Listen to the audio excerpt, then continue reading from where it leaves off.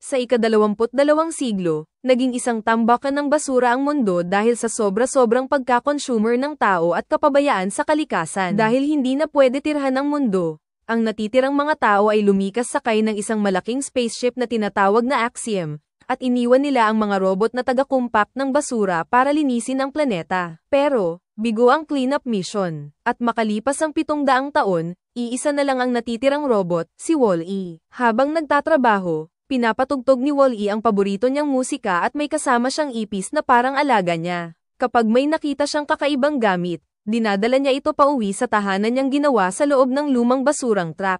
May koleksyon siya ng mga bagay, kasama na rito ang isang lumang pelikula. Sa tuwing pinapanood niya ito, naiisip niyang sana ay may kayakap o mahahawakan siyang kamay ng isang minamahal. Tuwing gabi, o kapag may sandstorm, natutulog si Wall-E sa sariling shelves niya sa pamamagitan ng pag-transform bilang isang cube. Kapag kailangan niyang mag-recharge, hinahayaan lang niya ang araw na mag-charge ng battery niya. Isang hapon, habang may problema siya sa fire extinguisher, ginamit niya ang laser para buksan ang isang lumang ref, at doon siya nagulat. May halaman sa loob. Nilagay niya ito sa isang lumang boat at dinala pa uwi. Pero may bago na namang nakakuha ng atensyon niya, may pulang ilaw na biglang lumitaw sa lupa. Sinundan niya ito, pero dumami pa ang mga ilaw, hanggang sa madiskubre niyang galing pala ito sa paparating na rocket. Dali-daling nagtago si Wall-E sa isang butas habang bumababa ang rocket. Paglapag nito, naglabas ito ng isang bagong robot, si Eve. Nagsimula na agad lumipad si Eve para hanapin ang object ng mission niya. Napakrush agad si Wall-E kay Eve at sinundan-sundan niya ito. Pero natatakot pa rin siya tuwing nagpapaputok si Eve ng laser kapag may naririnig siyang ingay. Ang ipis naman, hindi natakot, lumapit pa kay Eve.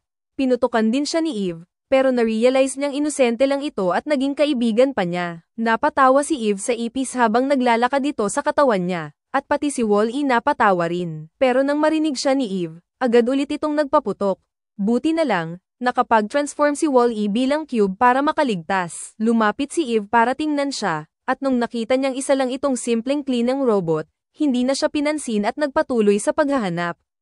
Pero hindi pa rin sumusuko si Wall-E.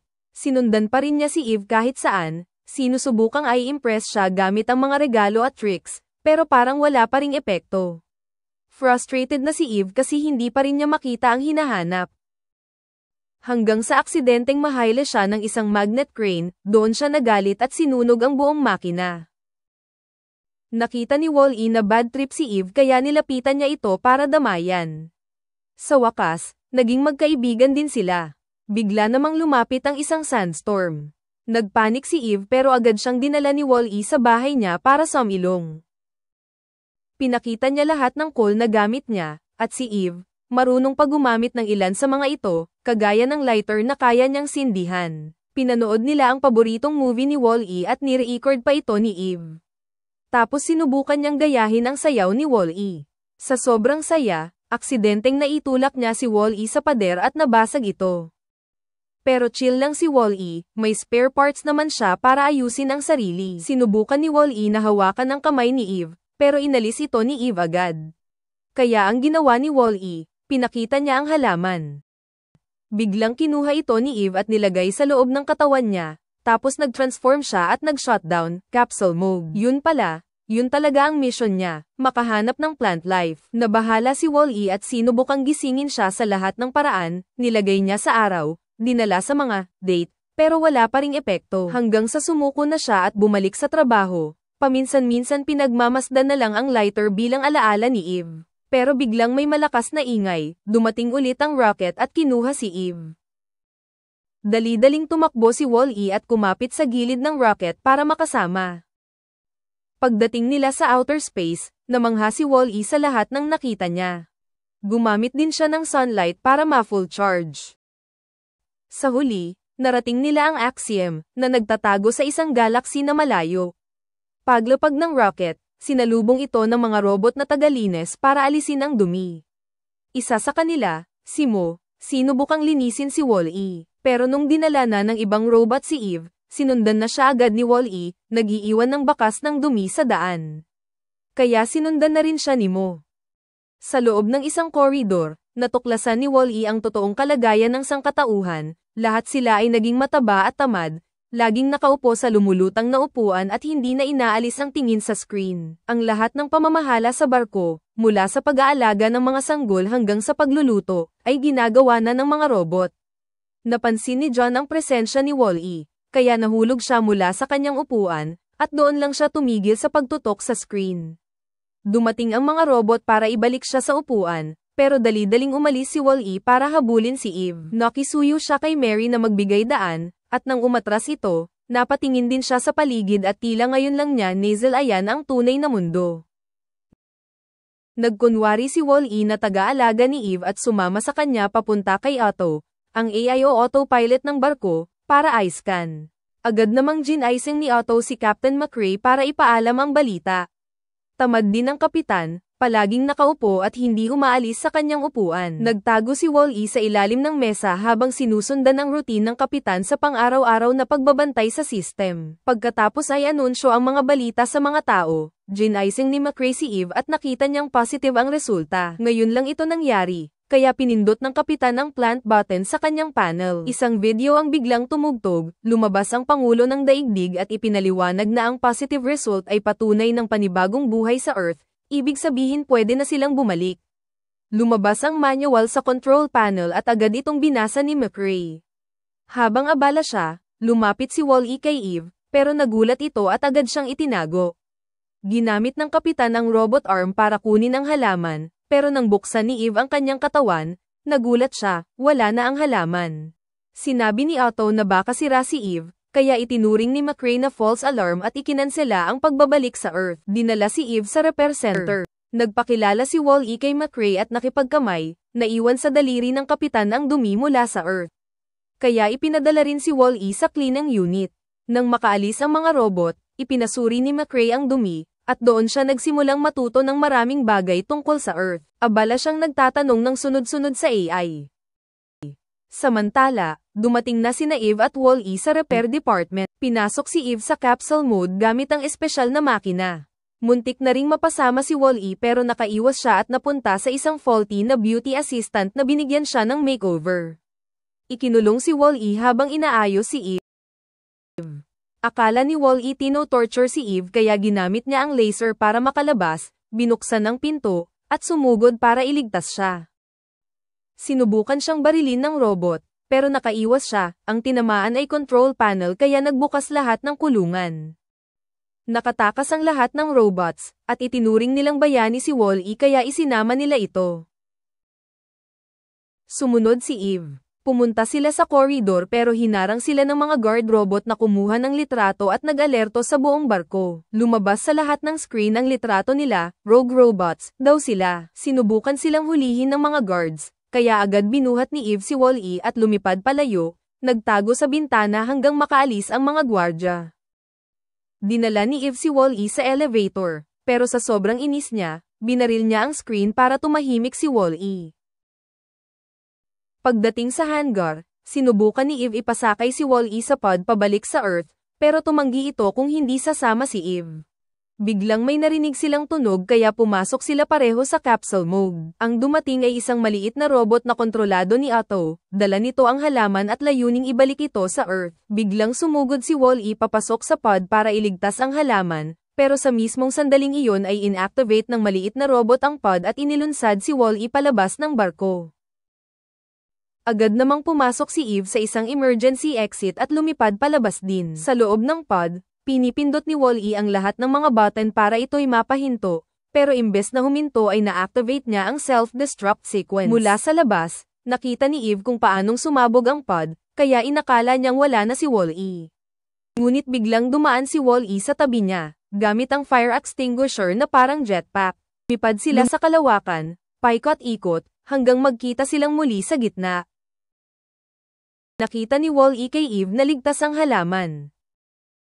Tuwa-tuwa si Eve kaya niyakap niya si Wall-E at pinagdikit ang kanilang mga noo, nagkaroon sila ng maliit na spark na parang halik. Gulat man si Wall-E, masaya pa rin siya. Ginamit niya ang extinguisher para sumayaw sila ni Eve sa kalawakan habang pabalik sa barko. Pansin ito ni na John at Mary, na ngayon ay nag-e-enjoy na rin sa ganda ng tanawin sa labas. Lapit nila sa bintana, dito pa lang sila nagkakilala ng personal. Naglakad ng palihim si Eve para iwasan ang mga gwardya, iniwan si Wall-E pansamantala sa kwarto ng kapitan at ibinigay ang halaman kay Captain McRae, na labis na natuwa dahil pwede na silang makabalik sa Earth. Ngunit pinakita rin ni Eve ang mga recording na kuha niya sa Earth, at nalamang hindi na ito tulad ng dati, pan ng basura at disyerto. Nadismaya ang kapitan, pero nang marinig niya ang musika mula sa paboritong pelikula ni Wall-E, nagbalik ang kanyang pag-asa. Naisip niya na kung ang maliit na halaman ay hindi sumuko, siya rin ay hindi dapat sumuko. Habang tumutugtog ang bahagi ng pelikula tungkol sa pagkakahawak kamay, napaisip si Eve. Lalo na nang ipakita ng recording ang lahat ng ginawa ni Wall-E para sa kanya habang siya ay tulog pa.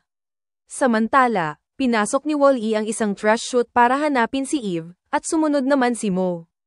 Tinangka ni McRae na iutos ang pagbabalik sa Earth, pero hinaranggan siya ni Otto at humingi ng paliwanag.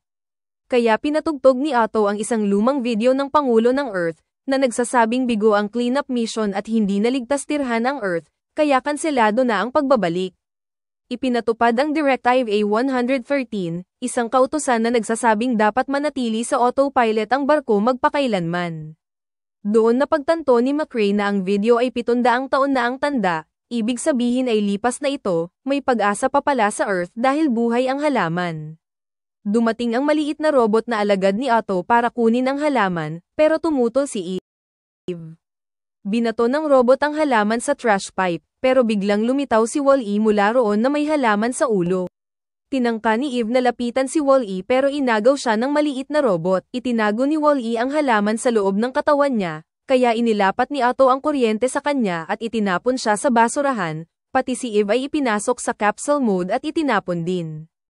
Isinara naman ni Otto ang kwarto ng kapitan para matahimik siya. Maya-maya'y nagising si Eve sa tulong ng isang maliit na robot na pinindot ang kanyang button. Nasa garbage disposal area na siya, kung saan pinipiga ang mga basura para gawing cube at ihulog sa kalawakan. Napasama sila ni Wall-E sa mga cube.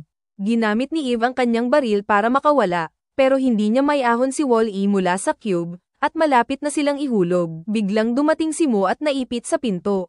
Sa lakas ng puwersa ng ejection, nahila ni Eve si Wall-E palabas ng basura, at sabay silang humawak kay Mo. Napansin ng mga garbage robot na may problema, kaya isinara nila agad ang outer door, at nakabalik sa loob ang tatlo. Ngunit sira na si Wall-E at hindi gumagana ng maayos. Kaya nagsimulang maghanap si Eve ng parts para ayusin siya, pero wala ni isa sa mga modernong pyesa ang tugma sa lumang model ni Wall-E. Ibinigay ni Wall-E ang halaman kay Eve at sinabing unahin ang misyon. Tumanggi si Eve sa una, at sinubukang hawakan ang kamay ni Wall-E para magbago ang isip niya. Pero itinulak ni Wall-E ang kamay niya at iginiit na mas mahalaga ang Earth, sabay pakita ng lighter bilang paalala. Doon naunawaan ni Eve, ang tunay na pag-asa ay nasa Earth, at nandoon din ang tamang pyesa para sa kanya. Kaya agad siyang lumipad kasama ang lahat pabalik sa main area ng barko. May nakakita sa kanilang gwardya at agad nagtaas ng alarma, pero tinulak ni Eve ang robot at nagpatuloy. Kasunod naman nila ang iba pang rogue robots na tumutulong na rin. Nakita ito ni Otto at nagpadala ng mas maraming gwardya. Habang ang lahat ay abala, sinubukan ni McRae na guluhin ang control panel para makapagpadala ng mensahe. Lumabas sa lahat ng screen ang mukha ng kapitan at ipinakita niya kay Eve ang manual kung saan dapat ideposito ang halaman. Agad na tumakbo sina Eve at Wall-E papunta sa lugar na iyon, pero hinaranggan sila ng mga gwardyang robot. Pero agad namang lumaban ang mga rogue robots laban sa mga gwardya para malinis ang daan para sa kanilang tagapagligtas. Samantala, ipinakita ni McRae ang larawan ng halaman sa screen at tinawagan si Otto, nagpapanggap na hawak niya ang halaman para asarin ang AI at piliting habulin siya. Pagkapasok ni Otto sa silid, agad siyang sinunggaban ni McRae at nakipagbuno dito. Sa gitna ng kanilang away, naitulak niya ang maliit na robot palabas ng bintana. Matapos ang maraming paghila, narating ni McRae ang kontrol at pinaga niya ang travel mode ng barko. Ngayon, inihahanda na ng mga robot ang mga tao para matulog habang sila'y bumibiyahe pabalik sa Earth. Sa gitna ng barko, bumukas ang espesyal na kapsula para sa halaman, pero bago pa man makarating sina Eve at Wall-E doon, itinulak ni Otto si McRae at ikinambyo ang barko para ibagsak ang halaman. Nalaglag ang lahat ng tao mula sa kanilang mga upuan, at kinailangan magtulungan ni Mary at John para mailigtas ang mga sanggol. Dalawang transportang couches din ang muntik nang bumagsak, pero naawat ito ni Eve bago pa may masaktan. Pinatay naman ni Otto ang espesyal na kapsula, kaya agad tumakbo si Wall-E para hawakan ito pataas, kahit na mas lalo siyang nasira. Pilit na bumangon si McRae at sa wakas ay nakatayo muli, sapat para makasampa kay Otto at tuluyang patayin ito. Ibinalik ng kapitan ang barko sa tamang direksyon, at agad namang sinilip ni Eve si Wall-E habang hinihiling sa lahat na hanapin ang halaman. Si Mo, ang mga rogue robots, at ang mga tao ay nagtulungan para makuha ang halaman at ihulog ito sa kapsula. Nag-activate muli ang return ng program at napakawalan si Wall-E mula sa presyon, pero hindi na siya gumagana. Sa loob lang ng 10 segundo, nag-hyperjump ang barko at nakabalik na sa Earth. Paglapag nila, dinala ni Eve si Wall-E pauwi at sinimulang ayusin siya.